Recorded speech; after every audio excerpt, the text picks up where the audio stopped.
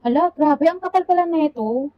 Guys, pinili ko siya kasi araw-araw na umuulan ngayon. So, syempre, ako, araw-araw akong pumapasok. So, kailangan ko ng proteksyon ng aking sapatos, lalo na laging bumabaha sa aking dinadaanan. So, mas kailangan ko na magkaroon ng ganitong shoe cover. Tingnan nyo naman guys, oh, sobrang kapal niya. Yung material niya guys is polyester, waterproof siya, at saka anti-slip. Kahit araw-araw mo pa siyang suotin, o kaya kahit bumabaha, hindi po siya dumudulas. Anti-slip po yan, hindi po yan siya madulas. Kaya safe na safe po siya natin gamitin, lalo na pag araw-araw natin ginagamit.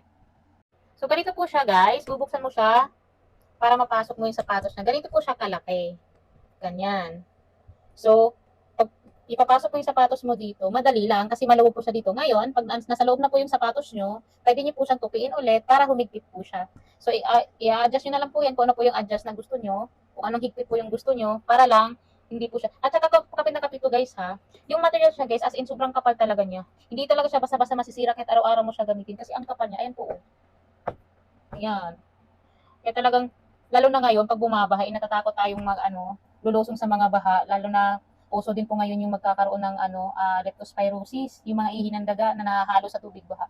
Kaya safe na safe siya guys pag ito yung gagamitin mo kasi hanggang po siya, mataas po siya. So available size niya guys is medium to 3XL. So pag bibili kayo nito guys, huwag kayong mag-base dun sa size ng sapatos nyo. Kailangan nyo po sukatin yung buong sapatos nyo. Tapos, magbigay po kayo ng allowance ng show cover para magkasya po yung shoes niyo dito. Huwag niyo po siyang isakto lang kasi baka mamaya hindi siya magkasya. Kaya guys, kung ikaw wala ka pang show cover, bumili ka na bago ka pa maubusan. Gamit na gamit to ngayon guys, lalo na't lagi bumabaha at umuulan. Check out na.